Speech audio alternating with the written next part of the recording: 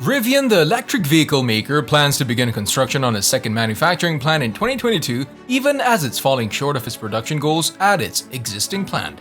Rivian announced Thursday that the new $5 billion facility east of Atlanta, Georgia, will be capable of producing up to 400,000 vehicles a year, more than double the capacity of its existing plant in Bloomington-Normal, Illinois.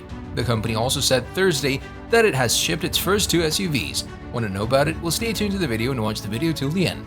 Hello guys, welcome to Bezos Space. Hit the subscribe button and turn on the notifications to get new updates about Jeff Bezos.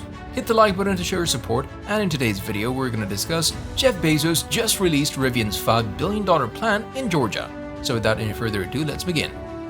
It's committed to producing 100,000 custom delivery vans for Amazon, so it has been searching for a place to create a factory from the ground up for future vehicles. Rivian had been in talks in Fort Worth, Texas to build the new factory there and was evaluating multiple locations as recently as August. The new factory in Georgia will be built about an hour east of Atlanta and will employ 7,500 workers. Rivian says it plans to build a co-located battery cell production facility in the area as well. It's not immediately clear how much Rivian is getting in state and local incentives, but the Atlanta Journal-Constitution, which broke the news last week that the factory announcement was coming, says the figure is expected to be staggering. Construction is expected to begin in the summer, with Rivian's next-generation vehicles slated to roll off assembly lines there in 2024. This project represents the largest economic development deal in Georgia's history, founder and chief executive Robert R.J. Scaringe told analysts in a call on Thursday after posting losses that ballooned during the third quarter. Within the past 5 years, 78 companies, including South Korea's Kia, have located or expanded automotive operations in Georgia. More than 20 investment banks are involved in running the sale, led by Morgan Stanley, Goldman Sachs, and JP Morgan. The raised price reflects the huge demand for shares in electric car makers on the day that a series of auto companies and countries pledged to move away from fossil fuels by 2040, or earlier at the COP26 climate conference in Glasgow. Unlike Tesla, Rivian is yet to record meaningful revenues, let alone profits. It revealed losses over 2019 and 2020 of $1.4 billion plus borrowing of $2.5 billion when it filed for the offering in October. However, Rivian has the advantage of backing from Amazon, founded by Bezos, the world's second richest person after the Tesla boss Elon Musk. In announcing the Georgia project, Rivian said plans are in the works for a 623,000 square foot expansion in Normal, which will bring the total footprint to 4 million square feet. Rivian has been steadily amassing land for future expansions at the Normal site, a former Mitsubishi plant purchased in 2017. The company's R1T pickup truck, R1S sport utility vehicle, and an electric delivery vehicle are being assembled there, after years in development and billions of dollars is invested. The vehicle, with a base price of $67,500, launched in September and was recently named Motor Trend's 2022 Truck of the Year. The company is flush with cash following an $11.9 billion stock offering on November 10th that took the company public, allowing it to finance the new plant. Its market value is nearly $95 billion, more than either General Motors or Ford. The earnings report said revenue was $1 million from deliveries of 11 pickups. Orders increased to 71,000 as of Wednesday. Rivian can afford to splurge on a new plant even before fully using the one it already occupies because Amazon and other investors appear to believe that Rivian will be one of the few new automakers that will thrive in a world where electric vehicles overtake combustion engine cars. These investors expect Rivian to take market share from Tesla, which dominates the electric vehicle business, and from more established companies like GM and Ford. Stock market investors have been enthusiastic about Rivian bidding up its shares after they started trading in early November. Normal Mayor Chris Coos on Thursday said Rivian's Georgia expansion is good news for the company and will allow them to keep up as demand increases. It's very fulfilling to see them go from concept to actual manufacturing of vehicles. We're very proud of what they've been able to do in a short period of time, Coos said Thursday afternoon. While most of Rivian's marketing focuses on its sleek and powerful consumer models and Scaringe's vision for creating the Patagonia of pickups, the company is driven by the business Amazon is providing. Infrastructure improvements will soon be underway, with plans to widen nearby roads and a new interchange on I-20 to serve the factory.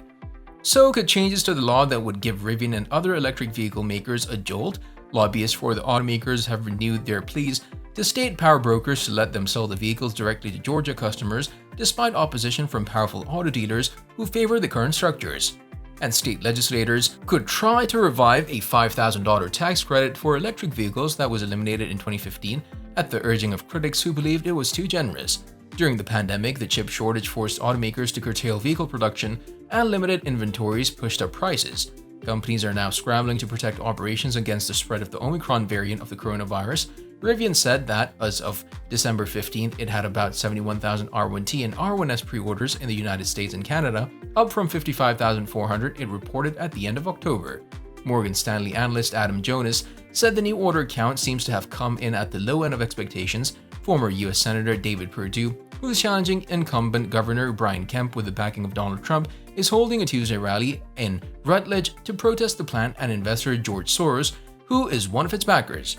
The attack puts Kemp's biggest economic development coup squarely in the middle of the U.S. culture wars. Kemp's budget proposal includes $125 million for land and training costs, the Atlanta Journal-Constitution reported last month, but the full package hasn't been finalized. Brian Kemp is selling us out to George Soros, Perdue said in a release announcing the event. He's pledged our tax dollars to lure a California company funded by George Soros to Georgia and is calling it economic development, Perdue's statement said.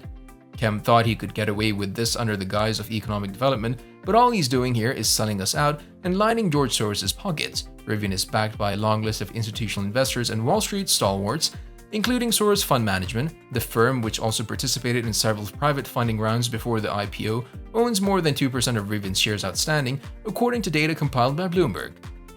That would make Soros the 10th largest shareholder. The Rivian deal is facing opposition from the right, including Republican congressional candidates from the area. Perdue's criticism additionally comes despite a lengthy career in business that included stints as CEO of Reebok and 2 other companies. Perdue also accused Kemp of ignoring locals' concerns about the Rivian plant and trying to cut them out of the process. The state recently agreed to take over the approval process for the construction of the plant from local officials. Hall said the site has long been marketed for industrial development, and the state had to keep some parts of its negotiations secret because of competition for the plant from other states.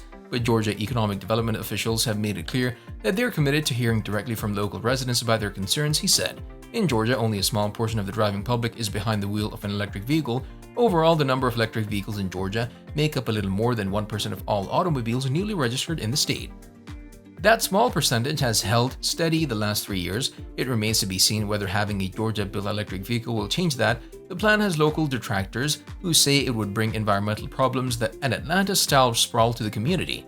They've launched a Facebook page and a GoFundMe site to raise money to hire a lawyer. The opponents contacted Perdue with their complaints, as well as Kemp and Abrams, according to Chas Moore, one of the organizers of No to Rivian. While Rivian has produced relatively few vehicles, it's seen as a genuine competitor to legacy automakers and EV market incumbent Tesla Incorporated. That's in large part due to its financial might. Georgia has a low unionization rate, and many observers have assumed Rivian's workforce here likely would be non-union. Still, Rivian likely will be a tantalizing target for labor organizers, and unions could factor into construction work. Now that we've come to the end of this video, I want to thank you for sticking with me and love to know what you think of it. Just comment down below. Also, if you like this video, make sure you like it and stay safe. Today's video is over, but if you want to see more, there's one on your screen right now, and there are a few more fun videos coming soon. I'll see you in the next video.